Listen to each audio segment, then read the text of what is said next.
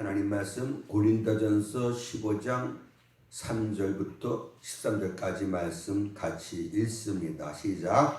내가 받은 것을 먼저 너희에게 전하였노니 이는 성경대로 그리스도께서 우리 죄를 위하여 죽으시고 장사 지낸 바 되었다가 성경대로 사흘 만에 다시 살아나사 게바에게 보이시고 후에 12제자에게 와 그 후에 500여 형제에게 일시에 보이셨나니 그 중에 지금까지 대다수는 살아있고 어떤 사람은 잠들었으며 그 후에 야고보에게 보이셨으며 그 후에 모든 사도에게 와 맨 나중에 만삭되지 못하여 난 자 같은 내게도 보이셨느니라. 나는 사도 중에 가장 작은 자라. 나는 하나님의 교회를 박해하였으므로 사도라 칭함받기를 감당하지 못할 자니라. 그러나 내가 나된 것은 하나님의 은혜로 된 것이니 내게 진 그의 은혜가 헛되지 아니하여 내가 모든 사도보다 더 많이 수고하였으나 내가 한 것이 아니요 오직 나와 함께 하신 하나님의 은혜로라. 그러므로 나나 그들이나 이같이 전파하네 너희도 이같이 믿었느니라. 그리스도께서 죽은 자 가운데서 다시 살아나셨다 전파되었거늘 너희 중에서 어떤 사람들은 어찌하여 죽은 자 가운데서 부활이 없다 하느냐. 만일 죽은 자의 부활이 없으면 그리스도도 다시 살아나지 못하셨으리라. 아멘. 우린 믿습니다.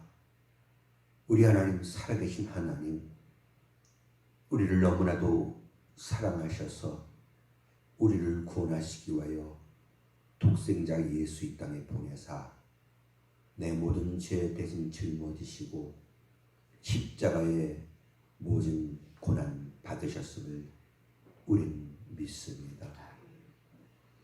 그리고 또한 주님께서 다시 부활하셨음을 우린 믿습니다. 이 부활이 우리의 희망입니다. 한번 죽는 것은 사람에게 정하신 것이라 하셨고 그 후에는 심판이 있다 하셨으며 믿는 우리들에게는 천국의 상급을 분명히 주시겠다 약속하셨고 그 약속을 또한 우리는 믿습니다. 우리가 구원받았습니다. 우리가 생명을 얻었습니다. 우리가 가는 길이 천국길입니다. 이 믿음으로 혹 이 세상 살면서 당하는 고난이 있다면 이겨내게 하옵소서. 저 천국 바라보며 승리하게 해 주시고 다시 한번 부활의 기쁨이, 부활의 감사가 우리 마음속에 넘쳐나게 하옵소서. 주시는 말씀은 우리들에게 또한 은혜가 되게 하옵소서. 예수님 이름으로 기도드리옵나이다. 아멘. 세상이 혼란스럽고 불안정한 때일수록 더 불안을 부추기는 것이 있지요. 바로 가짜 뉴스입니다. 가짜 뉴스는 잘못된 정보를 제공한다는 거지요. 이렇게 잘못된 정보는 결국 잘못된 결과를 초래합니다. 작년 이란에서 이 잘못된 정보가 큰 사고를 쳤습니다. 그래서 코로나 바이러스가 알코올로 죽일 수 있다. 이 잘못된 이 가짜 뉴스로 인해서 이 알코올 마시고 14명이 사망하는 어처구니 없는 일이 일어났습니다. 가짜 뉴스, 가짜 정보 이렇게 위험한 겁니다. 인류 역사상 가장 큰 가짜 정보는 하나님 없다 하는 거잖아요. 하나님 없다. 어리석은 자들이나 하나님 없다는 것이라고 성경 분명히 말씀하고 있습니다. 또 예수님은 실존적인 인물이 아니다. 이런 거짓말을 또 하고 있습니다. 가짜 뉴스예요. 그리고 예수님이 십자가 못 박혀 죽으심으로 그는 실패한 인생자다. 이것 또한 가짜 뉴스겠지요. 이 참과 가짜, 진실과 거짓을 분별한다는 건 굉장히 중요한 일입니다. 우리 신앙이라는 것이 그래서 소중하고 귀합니다. 우리는 성령의 감동으로 거짓을 구별할 줄 압니다. 진리가 무엇인지를 깨달을 수가 있습니다. 우리 신앙에 있어서 가장 중요한 진리가 무엇이며 우리가 믿는 가운데 가장 확실한 고백이 무엇입니까? 바로 우리 기독교 중심 사상이자 전부라고 할 수 있는 예수님의 부활에 대한 믿음과 고백입니다. 우리는 매주일 아니면 매일 이렇게 고백을 하죠.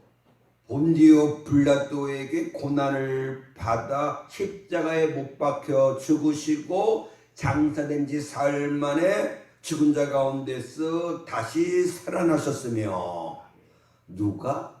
예수님이. 아멘. 이 고백이 없으면 우리는 그리스도인 아닙니다.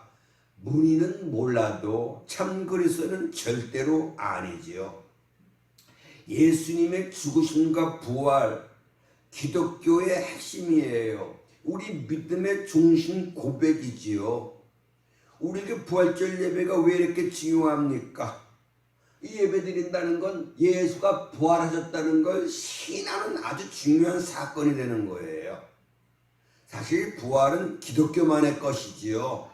불교 부활이 있습니까? 없어요. 석가모니는 버섯나무를 먹고 복통이 나서 병들어 죽었습니다. 80세의 석가모니가 어느 날 숲속에 있는 춘다라는 대장장이 집에 갔어요. 그가 공양한 버섯나무를 먹고 식중독으로 죽었어요. 이 석가모니가 죽으면서 이렇게 말했다고 합니다. 모든 인생들이 가는 길을 나도 이제 마침내 가는구나. 이렇게 석가모니는 스스로 인생임을 자연했어요. 그리고 그가 죽었다는 것은 그가 신이 아니었다는 걸 우리에게 보여주는 것이고, 그리고 석가모니는 부활하지 못했습니다. 이 교회도 부활 없지요. 게로라는 제자가 공자에게 묻습니다. 죽음이란 무엇입니까? 공자가 대답합니다. 살아 생전의 일도 아직 잘 모르고는 어찌 죽음을 알 수 있겠느냐. 공자는 73세에 죽었어요. 죽음의 문제를 해결하지 못했어요. 그리고 공자 역시 부활하지 못했지요. 한때 유교도 종교라고 인정받은 때가 있었지요. 자, 이슬람교에는 부활이 있습니까? 이슬람 성지 메카에 가면 이슬람교 창시자 마호메트의 무덤이 있지요. 마호메트 역시 죽었고 그리고 부활하지 못했습니다. 위대한 철학자라 불리는 소크라테스, 철학에 대하여 내린 정의가 뭔지 아십니까? 철학은 죽는 연습이다였어요. 이렇게 마치 죽음의 문제에 대해서 통달한 것처럼 철학자 소크라테스가 말했습니다만 그 인생은 독배를 마심으로 끝났어요. 그리고 그 역시 부활하지 못했지요. 가장 확실한 역사적 사실은 기독교만 부활이 있다는 거지요. 기독교만이 유일한 부활의 종교예요. 이 역사적 사실을 알리기 위해서 기독교는 2000년이 넘도록 세상을 향해서 예수가 부활했다라고 그렇게 외치고 있습니다. 본문의 고린도 교회에 부활을 믿지 못하는 많은 사람들이 있었어요. 왜요? 죽으면 끝이지. 야, 죽고 나면 뭐 부활 말도 안 돼. 인간의 이성으로는 믿을 수가 없는 것이 예수의 부활입니다. 바울은 이들을 향해서 부활의 확실성을 거듭 강조합니다. 그리고 19절을 통해서는 부활을 믿지 못하면 우리는 가장 불쌍한 자들이다, 이런 얘기를 하지요. 바울의 신앙 고백을 정리하면 이렇습니다. 3절 8절 보시면 예수님은 죽으시고 장사 지낸 바 되었다가 성경대로 3일 만에 다시 부활하셨는데, 이 부활하시고 난 후에 40일 동안 제자들에게 그리고 500의 형제들에게 보이셨다는 거예요. 그리고 맨 마지막에는 만삭되어 태어나지 못한 자 같은 팔짝둥이 같은 나 바울에게도 보이셨다는 겁니다. 바울은 이런 자신의 신앙 고백으로 고린도 교회 안에 이 부활을 믿지 못하는 성도들에게 부활 신앙을 심어주려고 합니다. 문제는 처음부터 이 부활을 받아들이지 않는 사람들도 문제겠습니다만, 더 큰 문제는 이 부활 신앙이 흔들려서 부활을 확신하지 못하는 그리스도인들이 있다는 게 문제인 거예요. 이들에게는 구원받은 기쁨이 있을 수가 없어요. 하늘 앞에 뜨거운 감사도 할 수가 없어요. 세상을 이길 능력도 받지 못합니다. 이렇게 얕은 신앙인들, 흔들리는 믿음의 사람들 참 안타깝습니다. 마치 코로나19 이 사태로 말미암아 교회와 예배가 멀어지면서 믿음 흔들리는 사람들이 참 많다고 합니다. 지금 처한 이 코로나19 상황에서 한국교회가 가장 걱정하는 것이 뭔지 아십니까? 이 코로나 사태가 끝난 후 과연 그리스도인들이 그 믿음을 회복할 수 있겠는가? 이걸 걱정하고 있어요. 교회와 멀어지면서 예배가 끊어지고 신앙이 해이해진 사람들 있어요. 참 가슴 아픈 일이 아닐 수가 없습니다. 바울은 당시 고린도 교회 안에 있던 이 얕은 믿음의 사람, 흔들리는 신앙의 사람들이 염려되어서 어찌하든지 간에 이들에게 부활의 신앙을 심어주기 위해서 고린도전서 15장 부활장의 말씀이 탄생되었다, 그렇게 볼 수 있겠어요. 오늘 우리 성도들이 다시 새겨야 될 부활의 의미가 과연 무엇이겠습니까? 첫째, 이 부활은 죽음에서의 승리입니다. 고린도전서 15장 22절에서 아담 안에서 모든 사람이 죽은 것 같이 그리스도 안에서 모든 사람이 삶을 얻으리라, 이렇게 말씀을 하셨어요. 아담 때문에 사망이 사람들에게 임한 거 우리가 잘 알지요. 아담 한 사람 때문에 모든 사람들이 다 죽게 됐다는 거예요. 아담 한 사람 때문에 모든 사람들이 죽음에 이르게 됐다는 거 아니겠습니까? 그와 마찬가지로 예수 한 사람 때문에 모든 사람들이 생명에 이르게 됐다. 이게 진리인 거예요. 사랑하는 성도 여러분, 아담 이후 인류의 최대 적은 죽음이에요. 모든 인간들은 아담의 범죄로 인하여 죽음의 종이 되어버렸던 거지요. 이 죽음은 인류 최대 폭군이며 공포의 대상입니다. 어떤 영웅 호걸도 죽음 앞에서는 무릎을 꿇었지요. 이 죽음의 횡포는 인간의 양심마저 빼앗아 거짓 증거하게 했고, 이 죽음의 영털 앞에서 우리 모든 인간들은 벌벌 떨며 한 번만 살려달라고 애원하며 그렇게 죽어가는 존재가 됐다는 거잖아요. 그러기 히브리서 2장 15절 이런 말씀합니다. 사람들이 이 죽는 게 무서워서 일생 종로로 탄다는 거예요. 사랑하는 여러분, 이렇게 죽음은 모든 사람들에게 크나큰 공포의 대상이 되어버렸습니다. 그런데 이 무서워하는 죽음의 도전을 정면으로 받아 승리한 것이 바로 예수의 부활입니다. 주님께서 다시 살아나심으로 부활하심으로 죽음의 권세를 이기셨지요. 사망이라는 폭군의 도전을 피하질 아니하셨어요. 정면으로 이 죽음을 그대로 수용하고 승리하셨습니다. 고린도전서 15장 55절에 사망아 너희 이기는 것이 어디 있느냐, 사망아 너희 쏘는 것이 어디 있느냐, 이렇게 정면으로 도전을 합니다. 이제 이 부활 신앙을 가지고 있는 우리들에게 이 죽음은 결코 두려움의 대상은 못 됩니다. 왜 그렇습니까? 이 사망에 쏘는 것은 죄입니다. 죄로 인하여 사망에 이르게 됐는데 그 죄 문제가 해결됐다는 거예요. 그 우리의 모든 죄를 사함받았다는 거 아니겠습니까? 그 입증하기 위해서 예수님 부활하신 거예요. 그래서 너희는 이제 죄의 권세와 상관이 없는 자들이 되었다. 너희는 죽음에 이르지 아니한다. 생명에 이르게 됐다. 이 신앙을 우리에게 심어주십니다. 예수님께서. 이제 우리는 사망의 지배에서 해방되었습니다. 그런 의미에서 우리는 초대교회 신자들의 신앙을 본받아야 합니다. 저희는 박해 속에서도 온갖 고초와 형벌 속에서도 조금도 두려워하지를 않았습니다.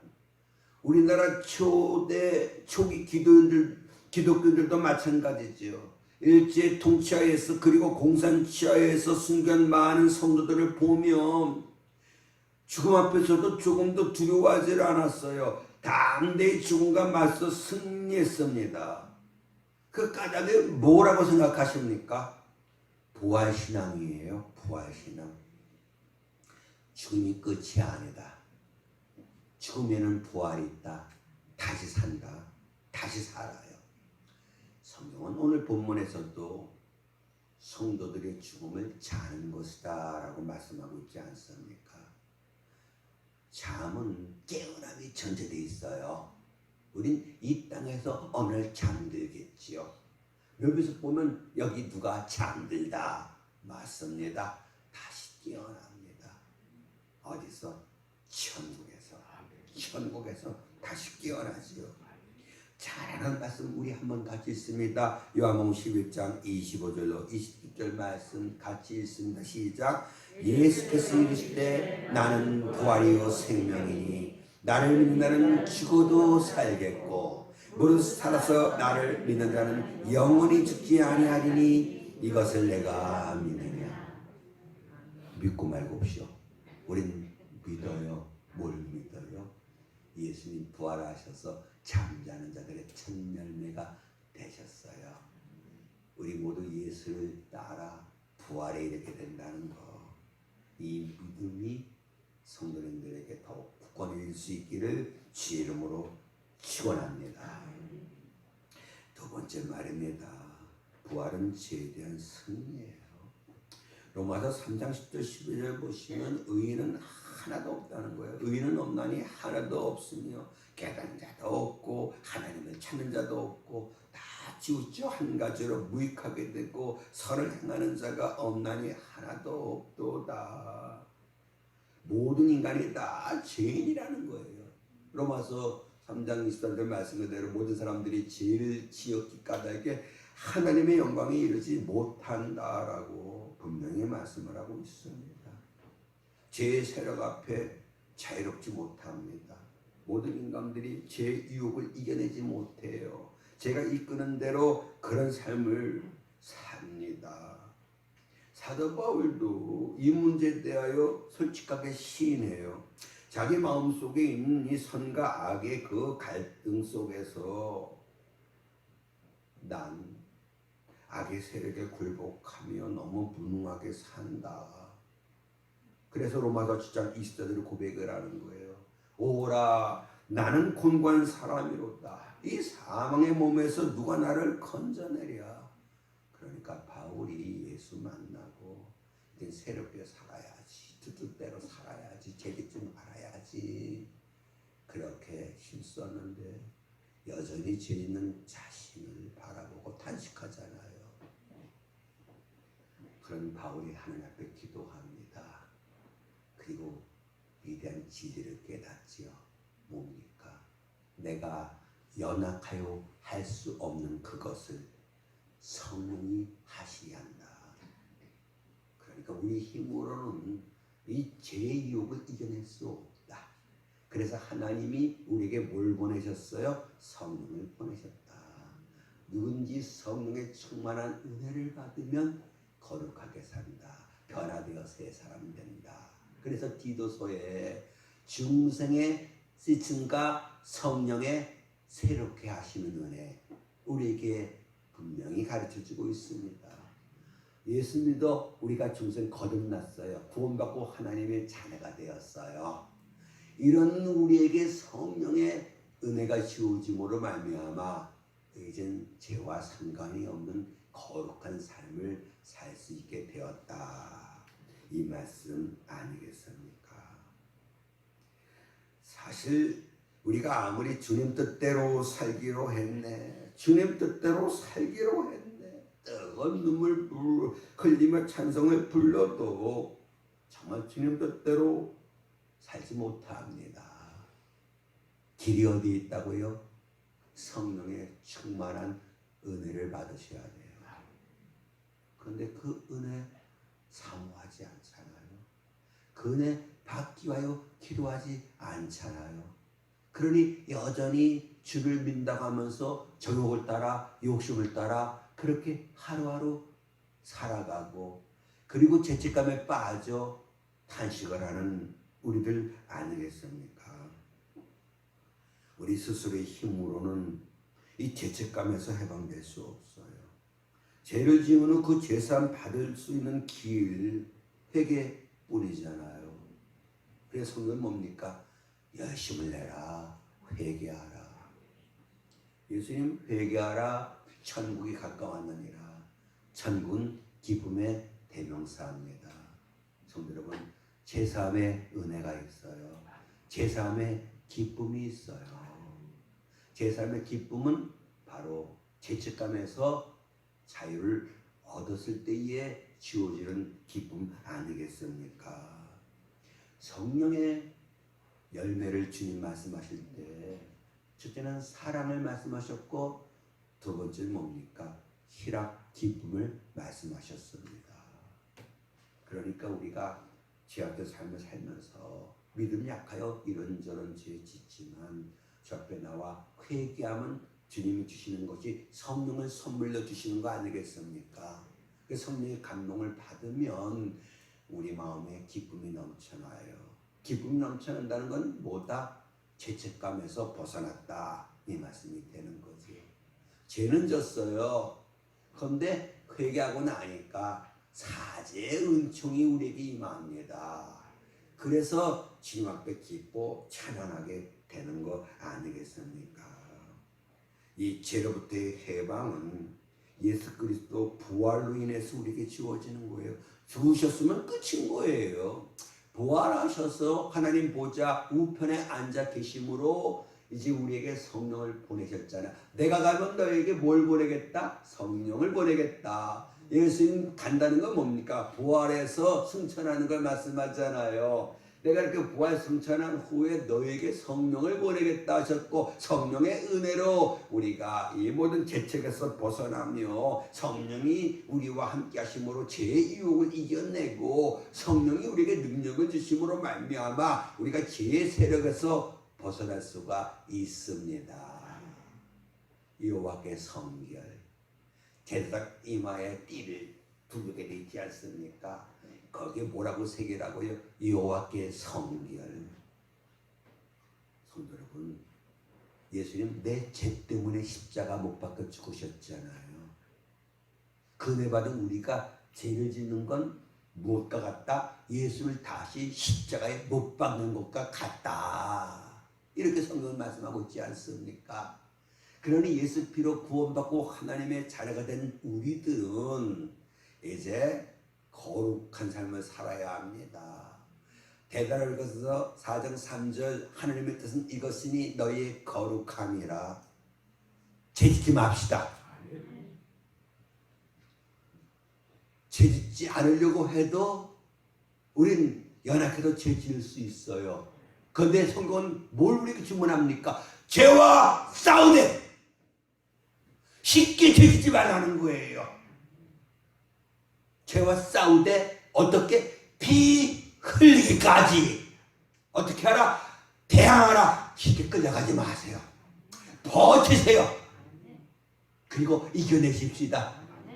힘들지요. 주 앞에 기도하는 거예요. 하나님 나에게 힘 주시옵소서. 하나님 나에게 능력을 주시옵소서. 이 죄의 유혹을 이겨내게 하옵소서.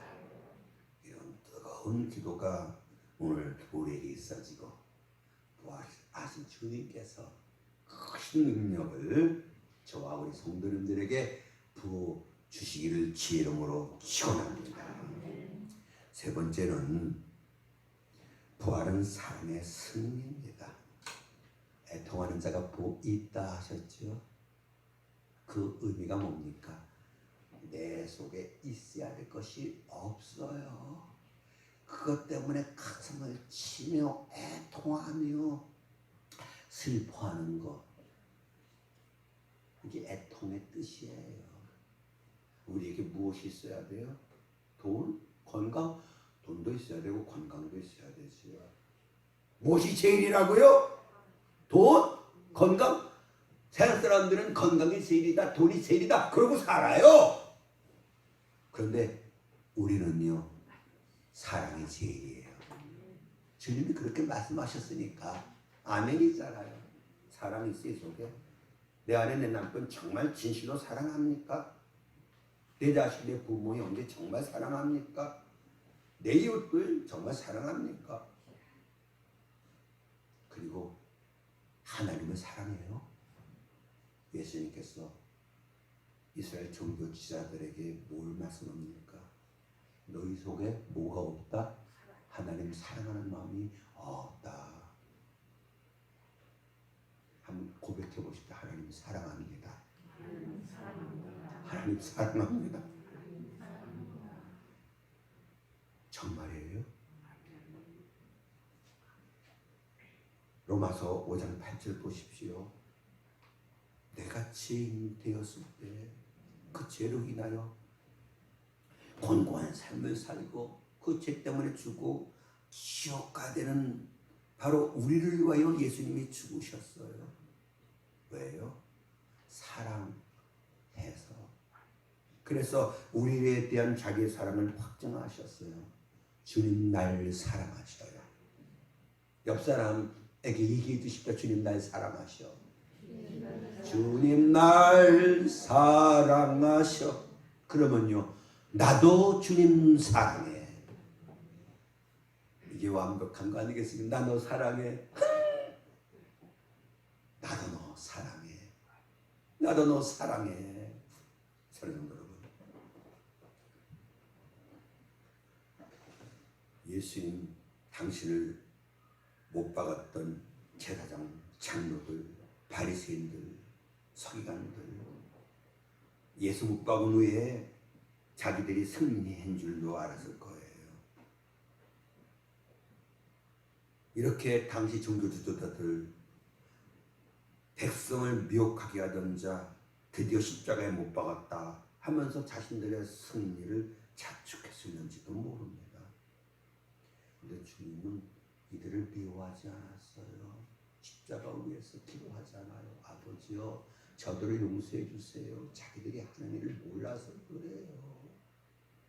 내가 하나님의 아들이고 자기들의 구세주라는 걸 저들이 알았다면 날 이렇게 십자가에 못 박았겠습니까?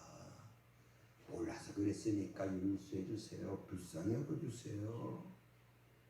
이렇게 주님의 부활은 미움과 증오를 사랑으로 이기셨음을 의미합니다.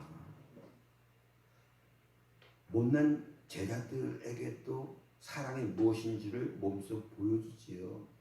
3번씩이나 주님을 부인했던 베드로를 부활하신 주님은 책망하지 않으시잖아요. 그리고 그 사랑을 확신시켜줍니다. 요한의 아들 시몬아, 내가 나를 사랑하느냐. 이 사랑 앞에 베드로는 녹아집니다. 그리고 고백하지요. 주여 내가 주를 사랑하는 줄 주께서 아시나이다. 성도 여러분, 미움과 증오에 대한 사랑의 승리예요. 원수도 사랑하는 그 사랑, 이 사랑 앞에 모든 증오와 미움과 갈등은 사라졌어요. 맨발의 전도자 챗, 우리 한번 비디오 보여 채춘현 이로 알고 있는데요. 그가 고백하잖아요. 난 아무도 미워하는 사람이 없다. 이런 사람이 진실한 크리스찬이에요. 십자가에 달려 죽으면서까지 원수를 위하여 용서를 빌었던 그리스도의 사랑을 단언할 자가 없지요. 70번씩 7번이라도 용서라는 주님의 가르침, 이 사랑 앞에 로마 제국의 검도 녹아버렸어요. 이 사랑의 힘으로 젊은 집사 스데반이 돌 맞아 피투성이가 된 얼굴을 들고 그 포악한 무리들의 죄를 용서해달라 그렇게 기도했지 않았습니까? 이 힘이 어디에서 나올 수 있었습니까? 하늘 보좌 위에 앉아 자신을 지켜보고 계신 그 놀라운 사랑의 근원, 부활하신 주님을 보았기 때문 아니겠습니까? 이 사랑을 전하기 위해서 검은 대륙 아프리카로 들어간 슈바이처나 문둥이천으로 들어간 다니엘이나 그리고 미개한 지구촌 곳곳에 들어가 지금도 자신을 불태우는 많은 그리스도인들이 있습니다. 이 사랑에 녹아진 사람들 이런 기도를 하지요. 같이 한번 해볼까요? 같이 있습니다. 주여 나를 평화의 도구로 써주소서.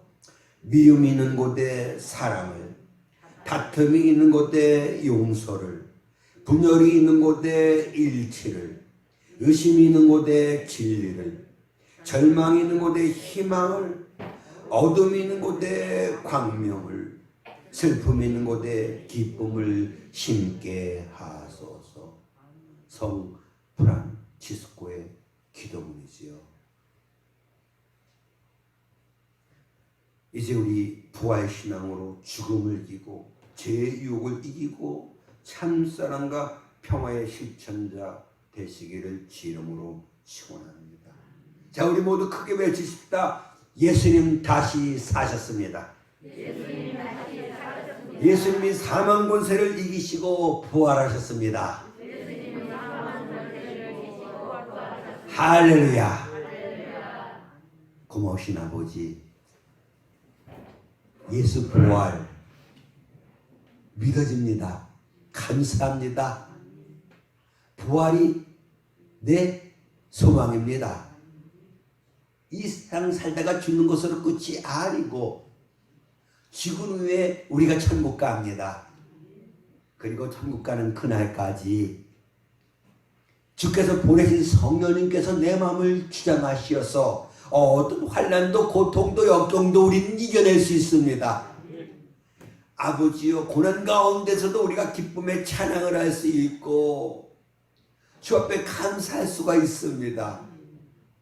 이것이 그리스도인의 못된 삶임을 우리가 알고 감사합니다. 주님 곧 오십니다. 아니면 우리가 곧 죽어 주께로 가겠지요. 그때 주께서 우리 눈에서 눈물을 씻겨주실 줄을 믿습니다. 달게 하소서. 이제 정말 죄와 싸우게 하소서. 죄와 상관이 없는 거룩한 삶을 살 수 있도록 성령으로 도와주시옵소서. 다시 한번 부활의 믿음을 새롭게 해주시옵소서. 감사하옵고 예수님의 이름으로 기도드리옵나이다. 아멘. 이제는 우리 주 예수 그리스도의 큰 은혜와 우리 아버지 하나님의 그 놀라우신 사랑과 성령님의 감동감과 도우심에 충만한 역사가 이제 부활을 믿으며 저 천국을 소망하며 나가는 우리 모두 위에 영원토록 함께 하시기를 간절히 축원하옵나이다. 아멘.